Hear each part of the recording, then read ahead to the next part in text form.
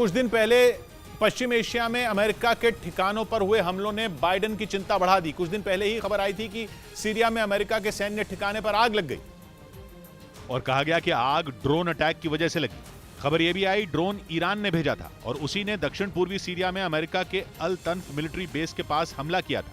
जिसके बाद खबर आई कि ओमान की खाड़ी में भी अमेरिका की एक शिप पर हमला हुआ है और अमेरिका का अंदाजा है कि दोनों हमले ईरान ने किए और अपने आत्मघाती ड्रोन शाहिद 136 से किए। ये दावा अमेरिका की सेंटकॉम एजेंसी ने किया और ईरान के ड्रोन शाहिद 136 से जुड़ा लंबा चौड़ा बयान जारी किया, जिसमें एजेंसी ने दावा किया कि ईरान ने अपने ड्रोन से अमेरिका के एक ऐसे जहाज को नुकसान पहुंचाया जिससे तेल जा रहा था,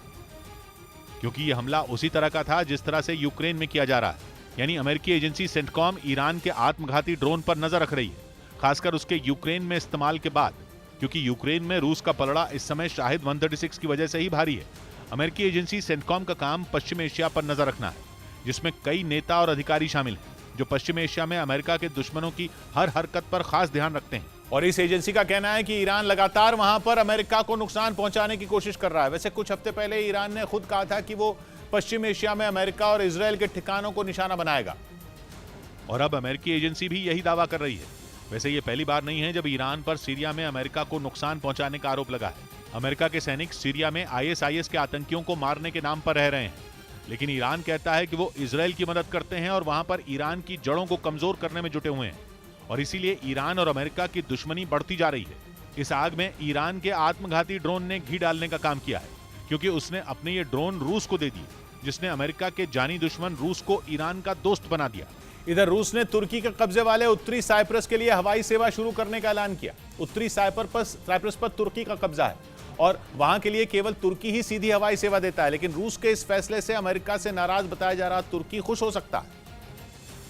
क्योंकि तुर्की को शक है कि पिछले हफ्ते इस्तांबुल में हुए अटैक के पीछे अमेरिका की साजिश है और उसी से मिली जानकारी की मदद से कुर्दिस्तान वर्कर्स पार्टी ने इस्तांबुल को एक हफ्ते में 2 बार दहलाया था। तुर्की के गृह मंत्री ने अमेरिका पर यह आरोप लगाते हुए सीधा बोल दिया था कि इससे दोनों देशों के रिश्ते बिगड़ सकते हैं, क्योंकि वो कुर्दों के मुद्दे पर किसी से भी नहीं डरता, फिर चाहे वो अमेरिका ही क्यों ना हो। माना जा रहा है कि अमेरिका और तुर्की के बीच चल रही इसी खटपट का रूस ने फायदा उठाया और तुर्की के कब्जे वाले उत्तरी साइप्रस के लिए सीधी हवाई सेवा देने का फैसला कर लिया, जिससे अमेरिका परेशान हो सकता है, क्योंकि वो इस मामले में साइप्रस का साथ देता है, तुर्की का नहीं। लेकिन रूस का उत्तरी साइप्रस में सीधी हवाई सेवा देने का मतलब यह हुआ कि वो तुर्की का साथ दे रहा है। 1983 में साइप्रस के उत्तरी हिस्से पर तुर्की ने कब्जा कर लिया था और उसे नाम दिया था Turkish Republic of Northern Cyprus, जिसके बाद से वहां जाने वाले लोगों को तुर्की से हवाई सेवा लेनी होती है या फिर उन्हें साइप्रस के रास्ते वहां जाना पड़ता है। लेकिन अब रूस ने करीब 10,000 लोगों को उत्तरी साइप्रस जाने की सुविधा दी है, जो 15 नवंबर से शुरू भी होने वाली थी,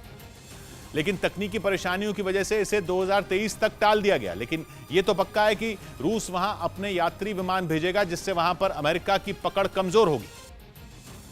क्योंकि इस बात से तुर्की खुश होगा, क्योंकि अमेरिका साइप्रस सरकार के साथ है और उत्तरी साइप्रस को दोबारा साइप्रस में शामिल करने में उसकी मदद कर रहा है। वो साइप्रस के साथ मिलकर ज्वाइंट मिलिट्री ड्रिल भी करता है और ये बात तुर्की को फूटी आंख नहीं सुहाती, क्योंकि अमेरिका उसके 2 दुश्मनों साइप्रस और ग्रीस का साथ देता है और पुतिन इसी बात का फायदा उठाने के मूड में है, क्योंकि रूस चाहता है कि भूमध्य सागर के पूर्वी हिस्से में उसकी ताकत बढ़े। रूस का सीरिया की सरकार का साथ देना भी उसकी इसी रणनीति का हिस्सा माना जाता है, क्योंकि समंदर के इस हिस्से में नेटो देशों खासकर अमेरिका का दबदबा है, जिसे रूस कम करना चाहता है। हालांकि रूस की यह रणनीति ग्रीस में काम नहीं आई, लेकिन पुतिन ने तुर्की से नजदीकी बढ़ाकर उसकी भरपाई कर दी और उत्तरी साइप्रस को सीधी हवाई सेवा देने का ऐलान करके उन्होंने यह भी साबित कर दिया कि वो Turkish Republic of Northern Cyprus को मान्यता देने के मूड में है, क्योंकि अब तक केवल तुर्की ही उसके अस्तित्व को मानता है और उत्तरी साइप्रस को साइप्रस से अलग बताता है, लेकिन बाकी देश उसे अब भी साइप्रस का ही हिस्सा मानते हैं। लेकिन इस बार पुतिन ने तुर्की को खुश करने के लिए ऐसी चाल चली है कि अमेरिका देखता रह जाएगा, क्योंकि जब से उत्तरी साइप्रस पर तुर्की का कब्जा हुआ है उस पर कई तरह के बैन लग गए, जिसका सबसे ज्यादा असर वहां के पर्यटन पर पड़ा। लेकिन रूस के 10,000 पर्यटकों के वहां जाने से उत्तरी साइप्रस की खस्ताहाल पर्यटन सेवा फिर से खड़ी हो सकती है, जिससे वहां के लोग तो खुश होंगे ही, तुर्की और रूस की दोस्ती और गहरी हो जाएगी। उधर रूस की फौज ने दावा किया कि उसने जापोरिजिया में अपने घातक हथियारों से यूक्रेन की सेना पर रॉकेटों की ताबड़तोड़ बारिश की, जिसका एक वीडियो भी रूसी रक्षा मंत्रालय की तरफ से जारी किया गया, जिसमें रूस के जवान रॉकेट से हमले की तैयारी करते हुए नजर आए। वो हथियारों से लैस 3 टैंक एक खुले मैदान की तरफ ले गए, फिर वहीं से पुतिन के जवानों ने यूक्रेन की सेना पर रॉकेट बरसाने शुरू कर दिए। रूस ने दावा किया कि उसने मल्टीपल रॉकेट लॉन्चर से यूक्रेन की सेना पर ताबड़तोड़ रॉकेट दागे। बताया गया कि पुतिन की सेना ने जापोरिजिया में यूक्रेन के कई ठिकानों को इसी तरह तबाह कर जेलेंस्की की फौज को भारी नुकसान पहुंचाया।